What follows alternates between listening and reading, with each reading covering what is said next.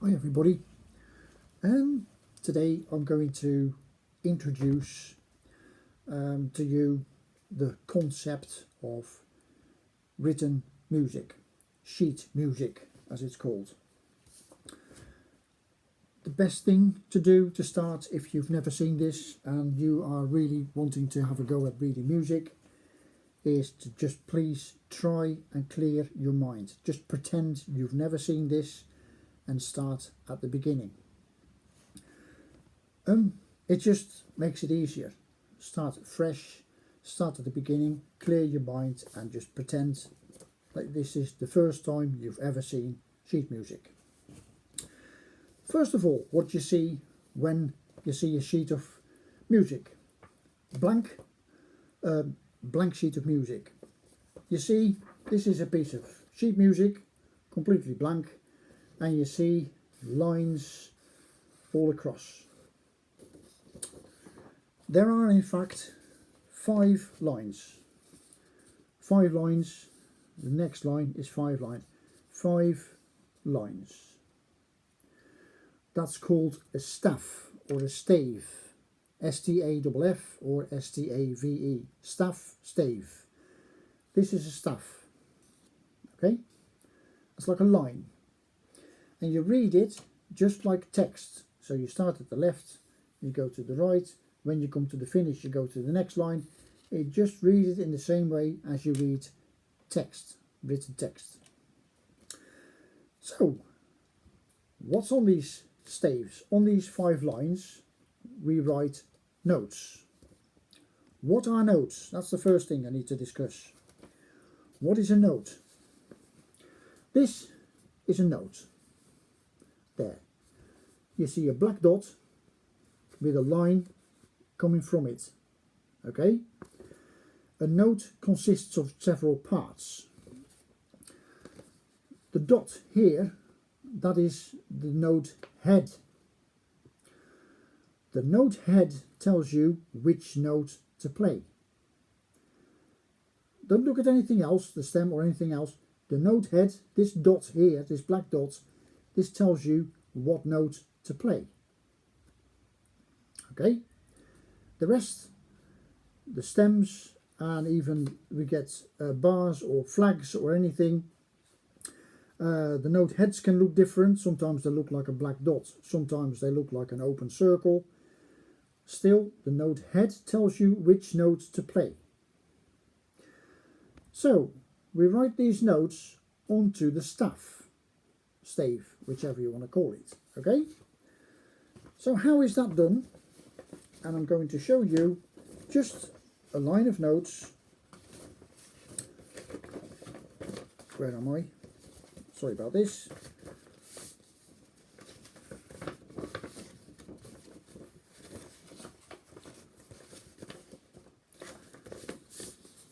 This is notes written on the staff. Okay? Now, again, you read this from left to right, just like you read text. So they can be up and down all the time, because that's sometimes how the music goes. It goes up and down, etc. This is how you actually write notes. Now, if you look carefully, you can see that a note is here. This note is on the line. That note is between the line, on the line, between the line, on the line, between the line.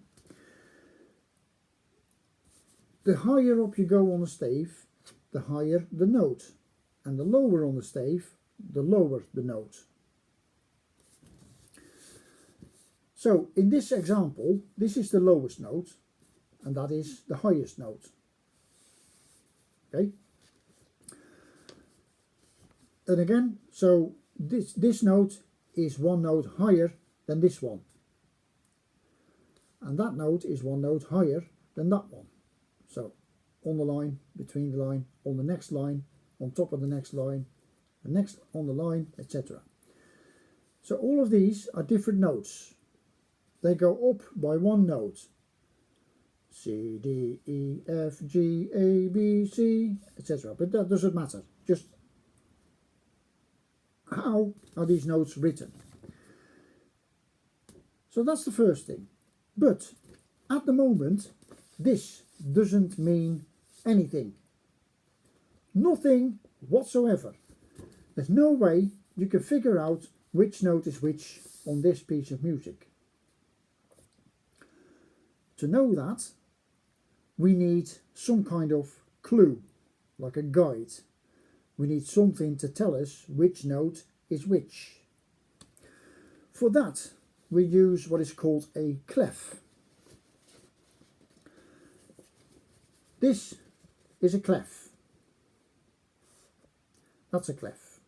That's a clef. There are different types of clefs, but this is the treble clef. Now, before I go any further, I need to explain to you that the harmonica is a treble clef instrument. Just like the flute, the clarinet, the oboe, the violin, etc. It's a treble clef instrument. So the music you would play on a harmonica is usually music written on the treble clef. So you would always look for music written with this particular clef. Now if we have a look at that clef, what does it look like? What does that look like, and what does that actually tell us? Now, basically, this is the only way I can explain this. This looks like an old-fashioned calligraphy type of letter G. That is why it's also known as the G clef. But the main reason why it's called the G clef is because this clef shows us where the note G is. Okay? Now, the G is right in the middle of that circle here. So on this cross here, that is where the note G is. So an old-fashioned clef, they used to write with a big dot here on the G note, but the modern clef is more like just a circle. And the center of the circle here at the bottom, so the second line from the bottom, that is a G note. So this note is a G. Right? Now that we know that, now we can look at written music. And now we can have a look and see if we can figure out what this means. Yeah. So before that, I will have to write the clef down at the start of the line.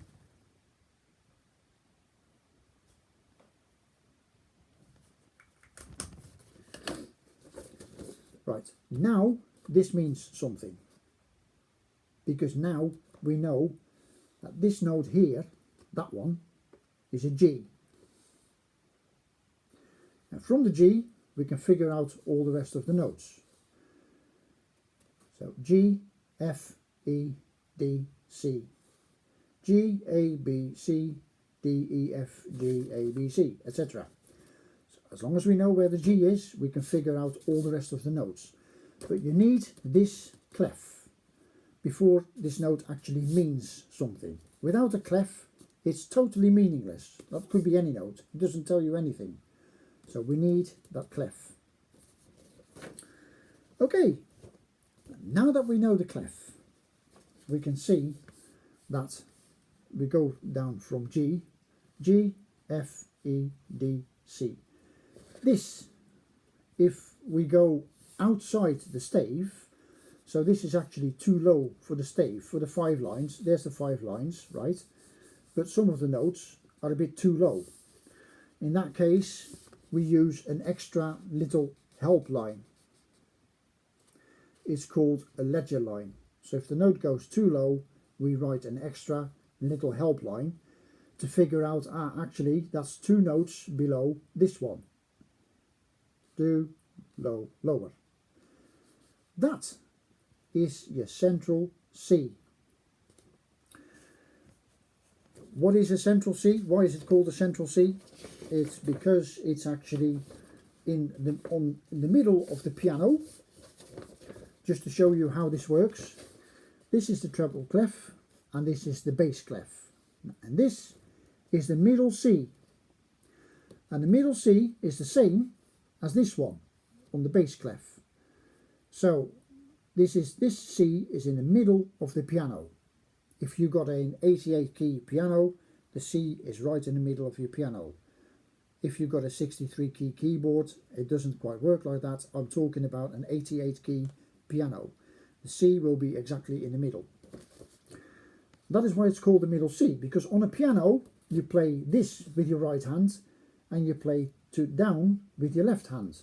So basically the treble clef is the right hand on the piano and the bass clef is the left hand on the piano. On the harmonica, like I said, it's a treble clef instrument, so we play this line. We don't play that, we play this one. Okay?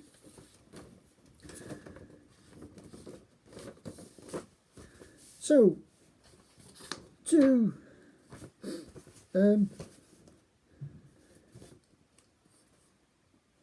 as I explained in my last video, I think, well, as a pre-announcement, actually I think reading music for a harmonica is much easier than it is for a piano or a clarinet or oboe or flute or whatever.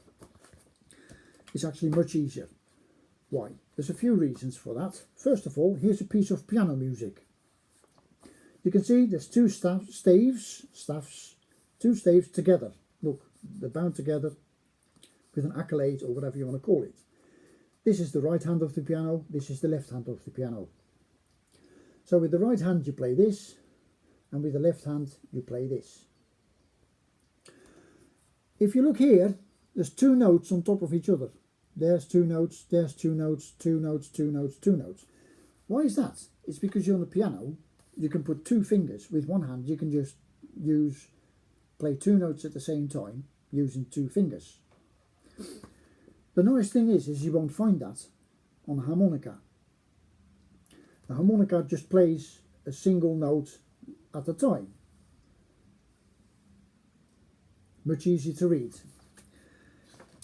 But the main reason why reading music is actually easier for a harmonica is that the harmonica has got blow notes and draw notes.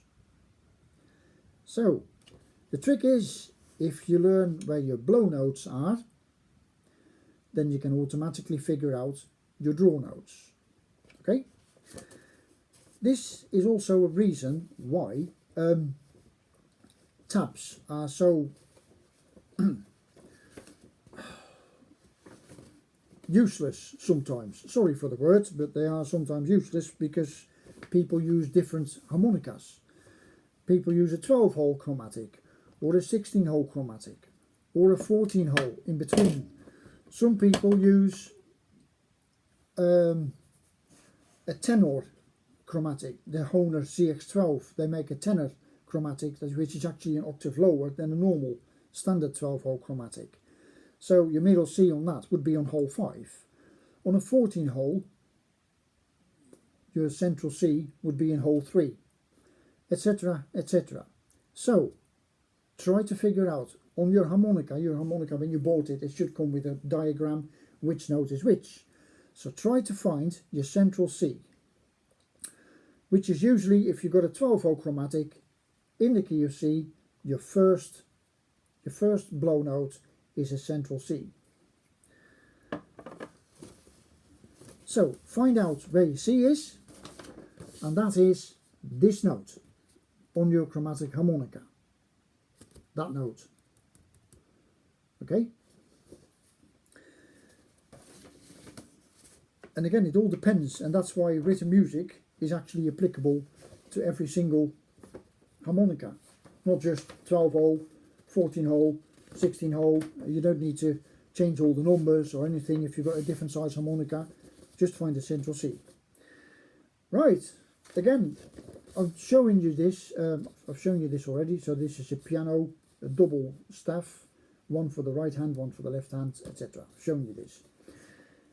Now this is a trick, and this makes reading for the chromatic harmonica particularly easy, easier than on any other instruments. If you look at these notes here, C, E, G, da da da da, these are your blow notes. Okay, now if you can remember your blow notes, and they will start to make sense. The more you read it, the more they'll start to make sense, and they become your reference points. If you try to figure out, what note is that? Oh yeah, hang on, it's one below that and that blow note. So try to learn your blow notes first, and then automatically you will find the draw notes in between later on, which is why it makes it particularly easy, much easier on the chromatic harmonica to read music than on any other instrument. When you do this, so you go C, E, G, C, E, G, C. These are your blow notes, okay? What you will find, and take notice of this, please, is that your first 3 blow notes, da, da, da, are on the line. Here, they are on the lines. The next 3 blow notes are between the lines. Do, da, dee, dee, da, dee. And then the next C is again on the line. Why is that? It's because basically a tone ladder has only got 7 notes, which is an odd number, because the 8th note is actually the first one of the next octave. So it's an odd number, that's why it changes. So the first octave is the blow notes are on the line, the next one the blow notes are between the lines, and the next one is on the line again. Try to remember this. Look at this time and time again, and you can just play them.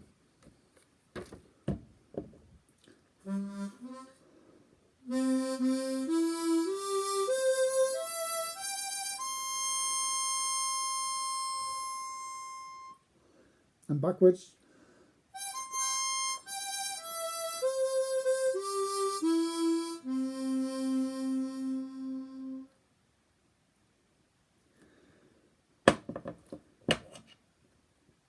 Don't take any notice of any note lengths or anything like that. That will come later.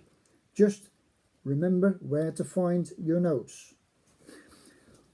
What I must stress is, if you do go down the route and you learn how to read music, don't translate anything.